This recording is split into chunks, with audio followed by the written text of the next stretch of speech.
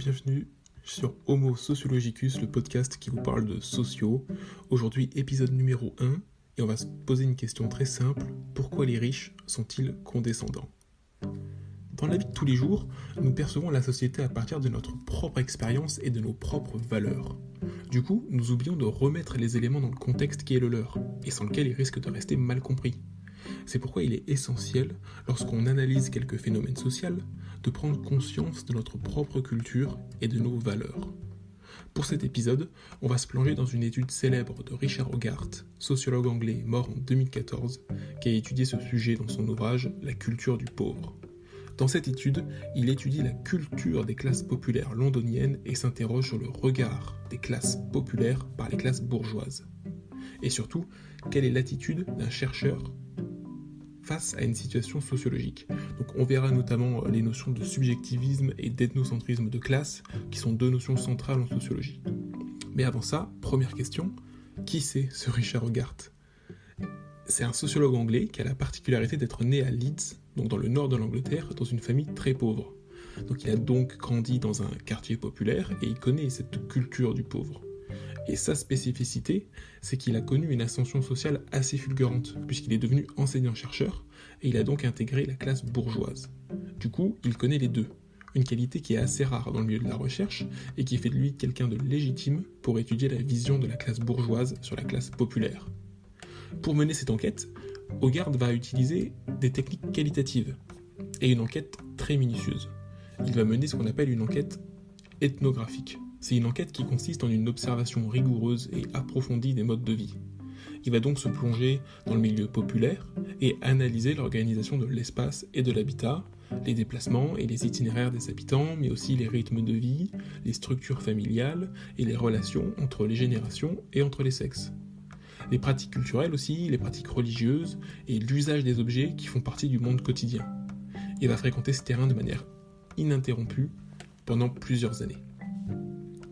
L'une des conclusions les plus importantes de l'ouvrage porte sur la manière dont est façonné le regard des classes bourgeoises sur les classes populaires. Le jugement des classes riches et des intellectuels sur les classes pauvres sont souvent condescendants et étrangers à toute forme d'empathie.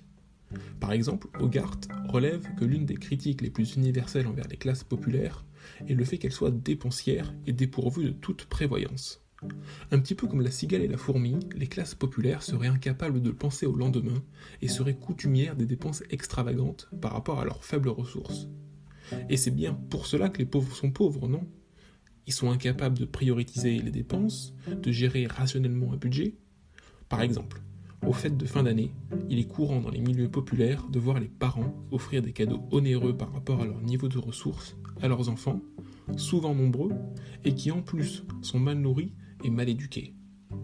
N'est-ce pas la preuve de leur incompétence ? Un être rationnel ne devrait-il pas laisser tomber ses fêtes et lisser les dépenses sur l'année pour offrir à sa famille des habits chauds, des repas quotidiens et une meilleure vie ? Alors, les comportements évoqués ne sont pas faux. Quoique légèrement caricaturés, ils sont issus d'une vraie analyse des classes populaires. L'endettement chronique et le surendettement touchent quasi exclusivement les classes pauvres. Et la diversité alimentaire disparaît un peu plus à chaque fois que l'on s'éloigne des classes aisées. Hogarth propose cependant de ne pas s'arrêter aux faits, car oui, pour l'instant, nous n'avons évoqué que des choses purement factuelles. Et l'analyse sociologique signifie analyser les comportements des acteurs d'une même structure. Ici, la structure, c'est une famille pauvre. Et donc se poser une véritable question, qu'est-ce qui fait que les pauvres agissent comme ça ? Et pourquoi les riches persistent à avoir un regard condescendant sur leur mode de vie ? Ce sont nos deux questions du jour. Pour cela, il faut saisir la structure des comportements pour aller au-delà des clichés. La première question que se pose Hogarth est de savoir quelle est la caractéristique commune à toutes les dépenses des classes populaires. De la nourriture abondante mais plutôt simple, beaucoup de charbon pour alimenter le poêle central, des cadeaux pour les fêtes, etc. Et toutes ces dépenses contribuent à un seul et même objectif, contribuer à sauvegarder et renforcer l'atmosphère collective. Hogarth explique : la vie populaire est une vie dense et concrète, où l'accent est mis sur le sens de l'intimité, la valeur du groupe domestique et le goût des plaisirs immédiats. Cela permet d'expliquer le sens des comportements quotidiens, les classes populaires du monde entier vouent une grande importance à la cohésion des cellules sociales de base que sont la famille, les amis proches, le quartier ou le village, et qui constituent la protection ultime contre les difficultés de l'existence, comme la perte d'un emploi, un accident, la maladie grave, ou encore la disparition d'un proche. Car il existe un point commun entre toutes les classes populaires du monde.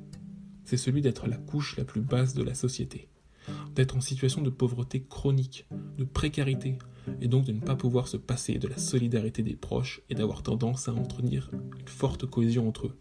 C'est pour ça qu'ils se font des cadeaux, c'est pour ça qu'ils se réunissent tous autour d'une même pièce commune, c'est parce que la solidarité est la seule chose qu'ils possèdent. Autre exemple, avec par exemple la liberté octroyée par les parents de classe ouvrière à leurs enfants. Par exemple les sorties et les virées entre copains, notamment les jeunes femmes qui peuvent sortir avec des tenues ou du maquillage jugés extravagants ou provoquants. En fait, ça s'explique en grande partie par la conscience du sort qui les attend. En l'occurrence, pendant l'étude de Hogarth, dans les années 1950-1960, dans le Londres industriel, les jeunes femmes étaient rapidement mariées, devenaient rapidement mères de famille et travaillaient en plus dans une usine, et elles étaient donc privées de prendre soin d'elles et d'avoir des loisirs. Ce qui est donc jugé comme un comportement irresponsable et laxiste de la part des bourgeois n'est en fait rien d'autre que l'anticipation d'un destin social structurellement déterminé, dont les riches sous-estiment, voire ignorent la chance qu'ils en ont d'être épargnés. Ces jeunes femmes ne connaissent qu'une très brève période de liberté et d'épanouissement, une parenthèse de quelques années avec un petit peu d'argent de poche et la volonté de pratiquer des loisirs, avant de devoir se ranger et de travailler en usine en partageant une vie de travail et une vie au foyer. Un point encore plus intéressant est démontré par Hogarth. Ces jeunes femmes le savent. Elles ont conscience de cette parenthèse et savent aussi qu'un jour, il faudra retourner à une vie plus normale. Hogarth le démontre à travers des entretiens qu'il mène avec ces jeunes femmes. Toutes répètent ces mots. Ce n'est pas la vraie vie, ça ne durera pas, il faut prendre du bon temps, et surtout une femme lui dit « Maintenant, je me range, à comprendre, je vais me marier, faire des enfants, travailler à l'usine et donner à mes propres enfants cette parenthèse dorée de quelques années avant une vie de labeur dans une usine ennuyante. » Mais alors, qu'en est-il aujourd'hui ?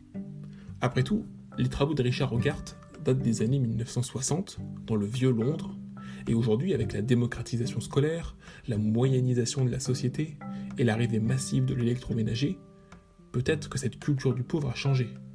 Pourquoi pas après tout ? Tout d'abord, premier point important, la vision de la classe bourgeoise sur les classes populaires, elle, reste identique.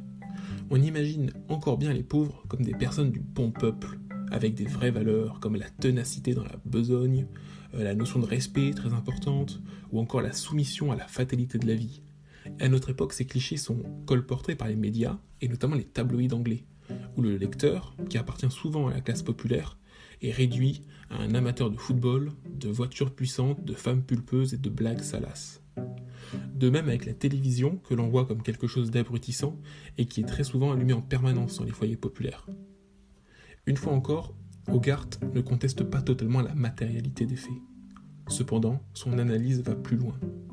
Dans la sélection des programmes regardés tout d'abord, si on prend l'exemple de la télévision, ce sont certes des émissions racoleuses, et pas forcément très intellectuelles, mais elles rentrent dans le cadre de la culture, de leur culture. Ce sont des émissions qui permettent des moments de rassemblement et de franche rigolade en famille ou en amis. Ces émissions simples mettent en avant des personnes, comme eux, avec des mésaventures du quotidien que tout le monde connaît. Cependant, quand on interroge ces personnes sur leur vision de ces émissions, la plupart des téléspectateurs n'y croient pas vraiment, mais ils jouent le jeu quand même. Dans leur fort intérieur, ces personnes savent que cela reste de la télé. Quant à la place centrale de la télévision dans les foyers populaires modernes, celle-ci est similaire à la place du vieux poêle des années 60. Toujours dans la pièce commune, toujours au centre, la télévision donne vie à la pièce commune. Les images de la télévision animent le foyer. On voit donc que ces changements, menés dans les classes populaires, sont orientés par la structure dans laquelle ils baignent. Alors depuis tout à l'heure, je vous parle de structure et de structure sociale, et je vais vous expliquer maintenant l'importance de comprendre dans quelle structure évoluent les personnes que l'on étudie pour pouvoir comprendre leur comportement et leur action.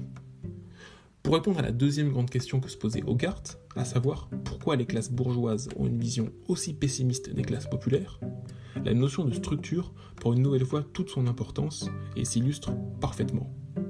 Dans une société, il existe des classes sociales. C'est une caractéristique commune à toutes les sociétés du monde. Alors, selon les sociétés, il en existe plusieurs, et selon les chercheurs, il existe plein de manières de mesurer ou de définir une classe sociale.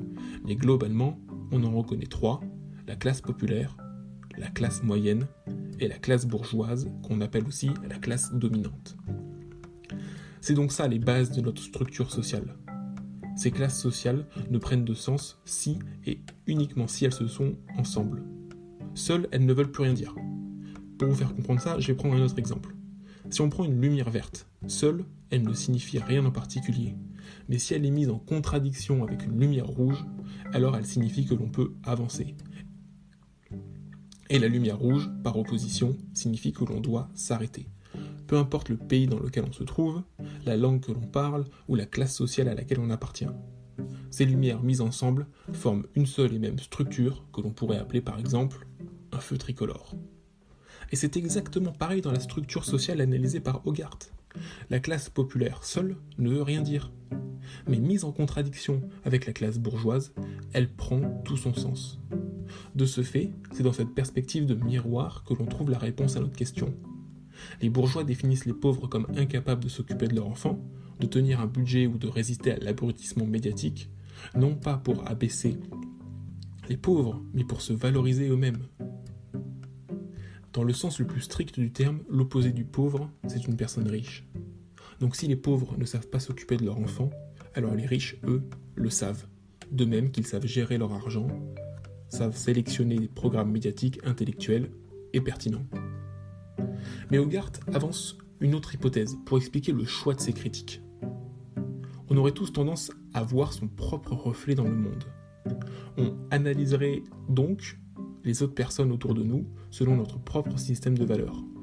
Les bourgeois critiquent donc les pauvres, tout d'abord pour se valoriser, mais cette critique précise sur la parentalité provient de leur propre système de valeurs. Donc, pour la fonction par exemple parentale, elle est assez différente entre les classes populaires et les classes bourgeoises. Celle-ci est jugée mauvaise par les bourgeois alors qu'elle est simplement différente. Mais la critique pourrait être inverse. Les classes populaires trouvent aussi que les enfants bourgeois sont mal éduqués. On entend souvent des critiques comme ce sont des fils ou des filles à papa ou qu'ils sont bourrigatés par exemple. Cette attitude est appelée l'ethnocentrisme de classe. On juge les autres selon les points qui nous semblent importants. Nous sommes tous soumis à ces clichés ambiants, ces images préconçues de tel ou tel groupe de personnes. Celui qui en parle le mieux, c'est le sociologue français Émile Durkheim, qui les appelle les prénotions, et pour lui elles sont un voile qui s'interpose entre les choses et nous, et qui nous les masque d'autant mieux qu'on le croit plus transparent. Pour vous montrer à quel point cet ethnocentrisme est présent dans chacun d'entre nous, je vous propose de nous pencher sur une seconde étude, différente, mais tout aussi passionnante, menée par l'américain Marshall Sahlins. Cette enquête, publiée sous le titre de Âge de pierre, âge d'abondance, illustre parfaitement notre questionnement. Sahlins est un anthropologue américain né en 1930. Dans son étude, il s'intéresse au mode de vie des sociétés primitives et à la manière dont ces modes de vie sont perçus de nos sociétés modernes. Je vous propose à vous, auditeurs, de faire le test. Alors prenez une feuille de papier, un crayon, ouvrez une nouvelle note dans votre téléphone, ou prenez juste quelques secondes pour mettre des adjectifs sur le mode de vie de ces sociétés à l'âge de pierre. Comment les définiriez-vous ? Juste en quelques mots. Est-ce que c'était une vie facile, avec plus de repos ou plus de travail ? Une vie avec de la sécurité ou de la crainte ? Est-ce que ces personnes étaient heureuses ou pas ? Je vous laisse maintenant quelques secondes pour dresser votre portrait robot sociologique de l'homme de pierre.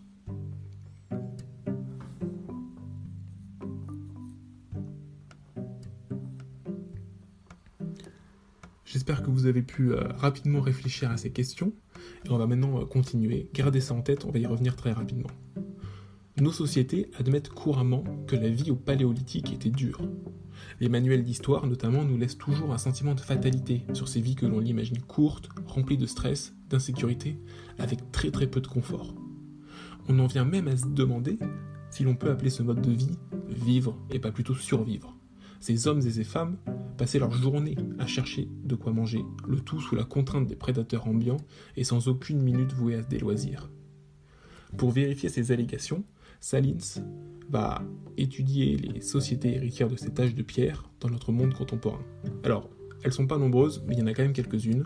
On peut citer par exemple les aborigènes d'Australie, les Esquimaux d'Antarctique, ou encore les Indiens d'Amazonie. Pour toutes ces tribus, le constat est le même. On imagine leur vie comme une lutte pathétique pour survivre. Recoupant de nombreuses observations, Salins va constater des éléments assez intéressants, notamment sur les Indiens d'Amazonie. Il se rend compte que la quête de nourriture est une activité très intermittente dans la vie de ces personnes. Pas plus de 4 ou 5 heures par jour. Un seuil parfois encore plus bas selon les tribus et le nombre d'adultes qui y sont présents. De ce fait, le reste de la journée est tourné vers leurs loisirs, qui sont alors là abondants. Visites de clans voisins, jeux entre tribus, discussions et surtout du repos. On dort plus dans les tribus amazoniennes que dans n'importe quel autre type de société au monde. Alors si vous êtes en train d'écouter ce podcast très tôt le matin, pensez-y. Salins continue. Ces individus sont souvent en très bonne santé et leur besoin énergétique est largement couvert. Personne n'est en sous-nutrition. Alors bien sûr, tout comme Hogarth, Salins ne nie pas toutes les difficultés que peuvent rencontrer ces personnes, ni même les risques qui sont propres à ces sociétés. Il n'exclut pas le retard technologique ou le manque de médicaments, mais il reconnaît que la vie là-bas est nettement moins difficile que ce que l'on pourrait imaginer. Tous leurs besoins énergétiques sont satisfaits. Ignorant l'idée de profit, ces clans pourraient même produire plus s'ils le voulaient, mais comme aucun d'entre eux ne cherche à améliorer constamment leurs conditions matérielles, ces sociétés sont donc par définition les premières et les dernières sociétés d'abondance. Mais pour revenir à la source de notre questionnement, pourquoi imagine-t-on le contraire ? Pourquoi avez-vous gratté sur votre bout de papier ou sur votre téléphone des adjectifs plutôt péjoratifs en imaginant ce type de vie ? La réponse réside dans l'ethnocentrisme de classe. En tant qu'individus appartenant à une société moderne et économiquement développée, nous ne pouvons pas voir autre chose qu'une version sous-développée de nos sociétés dans les clans et les tribus archaïques. Nous baignons dans un univers de consommation où nous sommes constamment en concurrence avec tout le monde, où domine l'idée de profit et l'accumulation matérielle. Nous ne pouvons jamais satisfaire tous nos besoins car nos ressources sont limitées, d'où une certaine forme de frustration d'ailleurs. Nous avons tous calqué ce modèle économique et sociétal sur ces tribus. Salins explique ceci avec clarté. Ayant attribué aux chasseurs des motivations bourgeoises et l'ayant muni d'outils paléolithiques, nous décrétons par avance que sa situation est désespérée. La rareté n'est pas une propriété intrinsèque des moyens techniques, elle naît du rapport entre moyens et fins. Le travail de Salins nous apprend comme un miroir que nous vivons dans les sociétés occidentales et capitalistes, et que, en vivant dans ces sociétés, celles-ci sont emprisonnées par la notion de développement. Aujourd'hui, cette notion, c'est la notion maîtresse de nos sociétés. Nous devons tout développer, nous-mêmes à travers du développement personnel, et Dieu sait que les ouvrages sur le sujet ne manquent pas, mais aussi développer notre réseau, développer nos compétences, développer nos relations, développer nos économies. Une entreprise doit aujourd'hui, soi-disant, impérativement se développer si elle ne veut pas disparaître. Cet emprisonnement culturel rend très difficile l'analyse de la compréhension d'autres systèmes sociaux qui ne sont pas axés sur la notion de développement. Ainsi est la première leçon à tirer de cet épisode. Avant de pouvoir analyser quelqu'un ou quelque chose, il faut s'analyser soi-même. Qui suis-je ? D'où est-ce que je viens ? À quelle classe sociale j'appartiens ? Dans quelle classe sociale ai-je grandi ?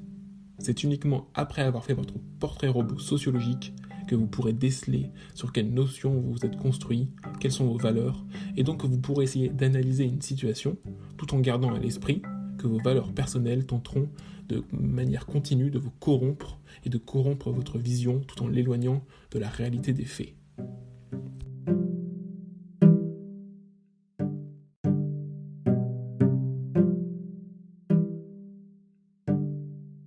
Voilà, c'est tout pour aujourd'hui. Je vous donne rendez-vous la semaine prochaine pour un nouvel épisode de ce podcast où on restera dans le thème de l'attitude sociologique et on verra qu'il faut considérer chaque mode de vie comme normal, même celui des fous. N'hésitez pas à me suivre sur Twitter, @homosociologicus, pour pour qu'on puisse échanger, discuter et que je puisse partager avec vous les différentes sources que j'ai recoupées pour former ce podcast. Et sinon, je vous donne rendez-vous la semaine prochaine.